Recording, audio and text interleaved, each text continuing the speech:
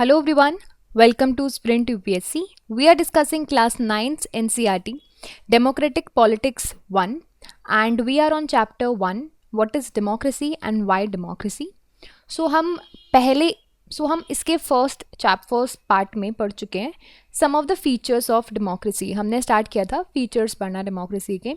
हमने first feature उसमें पढ़ लिया था major decisions are taken by elected leader. इसको हम अच्छे से समझ चुके हैं. इस सेशन में इस पार्ट में हम दो और फीचर समझेंगे डेमोक्रेसी के, free and fair electoral competition and one person one vote one value. ये दो चीज़ों को समझने की कोशिश करेंगे हम. फिर आने वाले लेसन्स में हम समझेंगे rule of law, respect for rights, फिर समरी डेफिनेशन देख लेंगे और फिर उसके बाद हम दूसरा सवाल यानी कि Y democracy, debating merits, argument against and for, ये सारी चीज़ें हम आगे आने वाले सेशंस में देखेंगे. For now, we are going to discuss the free and fair electoral competition and also one person, one vote, one value. ये आज हम इस सेशन में समझेंगे. So देखिए फीचर्स की बात कर रहे हैं ना हम डेमोक्रेसी के, तो ये सबसे मेन फीचर है फ्री फेयर इलेक्टोरल कंपटीशन. यानी कि जो भी हमने देखा था डेमोक्रेसी में क्या होता है, rulers are elected by people.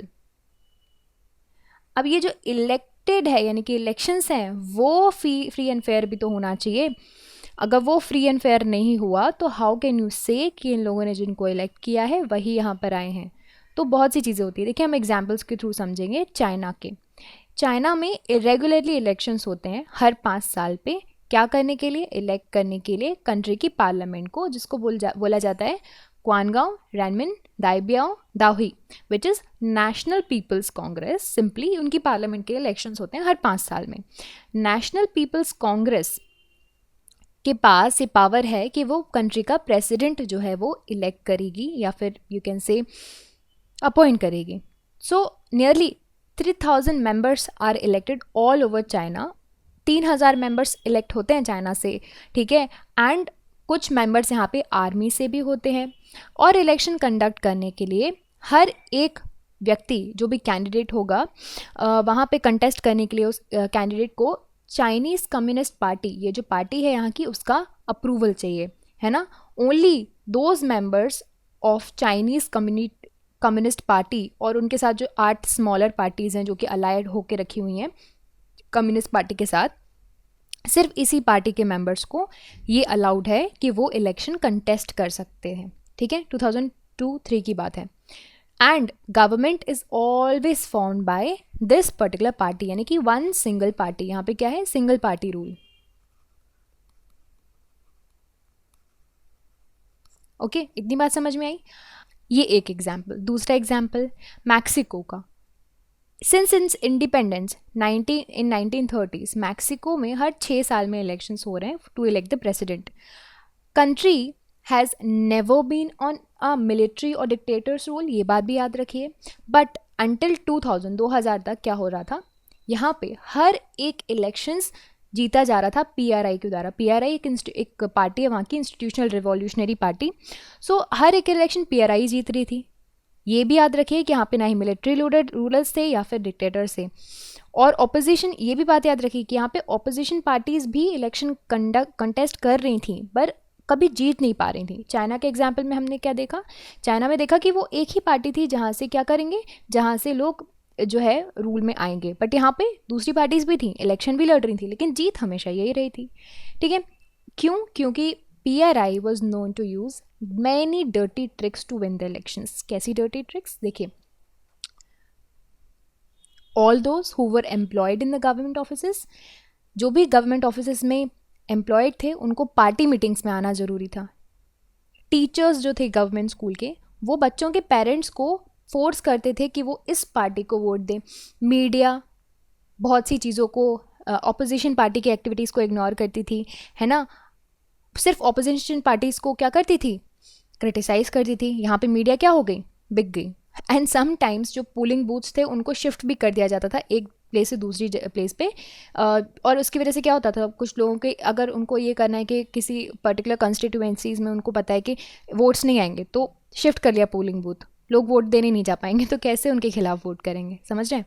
सो देखिए, PRI spent a large sum of money to campaign for its candidates and do this all this dirty tricks, and that is all they have elected themselves and then maintain this position. So हमने देखा दोनों example में क्या हो रहा है. दोनों example में इलेक्शन हो रहा है, प्रॉपर हो रहा है कि नहीं हो रहा, इलेक्शन तो हो रहा है. एंड क्या हम इनको बोल सकते हैं कि प्रॉपर डेमोक्रेसी है? नो, यहाँ पे there are so many problems. In China election जो है that do not offer to people any serious choice. China के पास चॉइस ही नहीं है ना. वो ये जो उसने, यानी कि सिर्फ जो रूलिंग पार्टी है कम्युनिस्ट पार्टी है, उसके अलावा, या फिर कम्युनिस्ट पार्टी ने जिस कैंडिडेट को अप्रूव किया है उसके अलावा वो किसी को वोट ही नहीं दे सकते. उनके पास चॉइस ही नहीं है. मैक्सिकन एग्जाम्पल में people seem to have a choice but in practice they have no choice. Practice में उनके पास कोई चॉइस ही नहीं थी. अगर लोगों ने अगेंस्ट कर भी दिया तो there were no chance and no ways कि रूलिंग पार्टी डिफीट हो जाए, क्योंकि फेयर इलेक्शंस तो थे ही नहीं. सो हमें सेकेंड फीचर हमें यहाँ से पता चला डेमोक्रेसी का. ये जो हमने एग्जाम्पल्स देखे वो डेमोक्रेसी हम उनको नहीं बोल सकते. इलेक्शंस जो होने चाहिए डेमोक्रेसी में वो फ्री एंड फेयर होने चाहिए. देखो, इलेक्शंस में लोगों के पास रियल चॉइस होने चाहिए, along with that political alternatives भी होने चाहिए, है ना. एंड लोगों के पास इतनी पावर होनी चाहिए, it should be possible for the people to use this choice to remove the existing rulers अगर वो चाहते हैं तो. So democracy must be based on a free and fair elections, जहाँ पे जो एक रूलर है जो कि अभी इलेक्टेड गवर्नमेंट है उसके पास ये पॉसिबिलिटी हो कि that he can lose the elections. Okay, इसी को बोला जाता है free and fair elections. Now आते हैं दूसरे फीचर पे. दूसरा फीचर है 1 person 1 vote 1 value. अब भाई ये क्या है?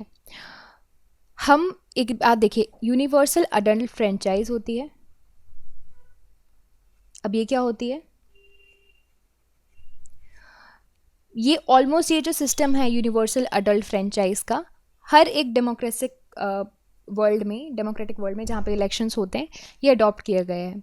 ठीक है, यूनिवर्सल एडल्ट फ्रेंचाइज एक इस तरह का सिस्टम है जहाँ पे देश ये डिसाइड करते हैं कि हमारे देश की एटलीस्ट ये एज की पॉपुलेशन जो है वो अगर इस एज की हो जाती है तो उसके बाद वो वोट कर सकते हैं. यानी कि कुछ देशों में 18 ईयर्स है, कुछ देशों में 21 ईयर्स है, कि अगर आपने 18 या 21 ईयर्स को जो है कंप्लीट कर लिया तो you have the right to vote.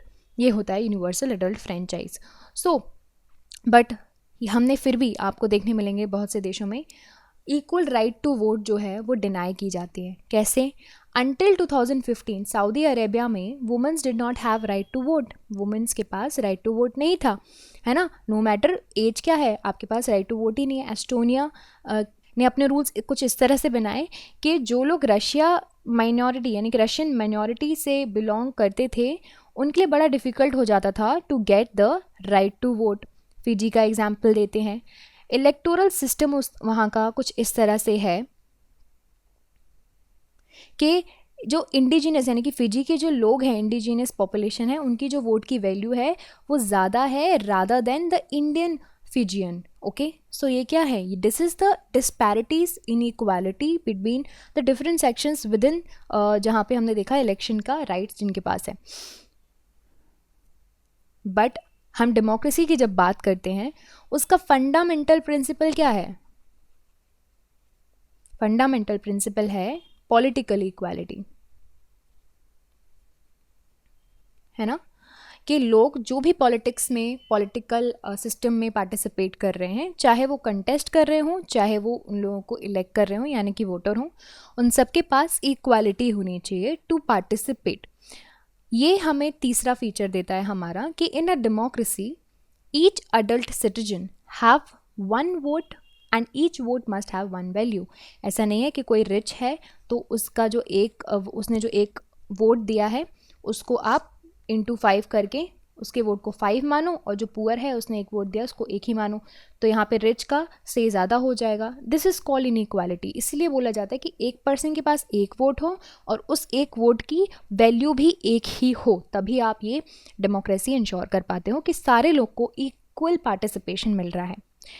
ये जो कार्टून है वो आपको देखने मिलेगा इराकी इलेक्शंस का, जो कि इराकी इलेक्शंस हुए थे सद्दाम हुसैन की रिजीम जब ओवरथ्रोन हो गई थी और उनको जेल में बंद कर दिया गया था। तो देखिए यहाँ पे बोला जा रहा है at last one man one vote. Okay, so here he is Saddam Hussain, he is saying I liked it better when I was in power and when I was the one man and one vote। इसका मतलब यानी कि जब ये power में थे तब यही जो थे, he was the one who was the dictator, ruler, whatever you want to call it, and he has the only vote, यानी कि उनका ही वोट था और उनकी ही बातें चल रही थी। एंड फाइनली लोग यहाँ पे खुशी मना रहे हैं कि एट लास्ट हम एक इंसान के पास एक वोट है, everybody has one equal representation. So I hope आपको ये फीचर समझ में आया हो। और हमने आज डिस्कस किया free and fair electoral competition एक डेमोक्रेसी में किस तरह ज़रूरी है। एग्जाम्पल समझे कुछ देशों के, और हमने ये भी समझा कि one person one vote and one value, this is also one of the basic feature of our democracy. So ये दो फीचर समझ लिए। Last feature rule of law and respect for rights, that will discussed in the next session. Also हम एक summary definition देखेंगे democracy के as a whole. So by that we will able to finish what is democracy. फिर हम start करेंगे bye democracy, फिर हम उसके आर्ग्यूमेंट्स इन एंड अगेंस्ट पढ़ेंगे and will see a broader meaning of democracy later on. So I hope आपको ये सारी चीज़ें समझ में आई हो, and if you understood all of this point and if you like this video you can subscribe to the YouTube channel, and also you can download Sprint UPSC app to practice book chapter and topic wise. Remember candidates, just reading books or watching videos won't help unless you practice thoroughly. Identify your mistakes and work to improve your performance, and Sprint UPSC is the perfect app to do all of this. अगर आपको ये video पसंद आया हो तो हमारे YouTube channel को subscribe कीजिए और वीडियोज़ एंड अपडेट के लिए साथ ही साथ डाउनलोड कीजिए Sprint UPSC ऐप। यहाँ पर आप अपने books chapter and topic wise practice कर सकते हैं। देखिए सिर्फ बुक पढ़ने से या वीडियोज़ देखने से मदद नहीं मिलेगी जब तक आप अच्छे से प्रैक्टिस नहीं करोगे। सो अपनी मिस्टेक्स को जानिए एंड परफॉर्मेंस को इम्प्रूव कीजिए, एंड Sprint UPSC इसके लिए परफेक्ट ऐप है। So I will see you in the next video. Thank you so much.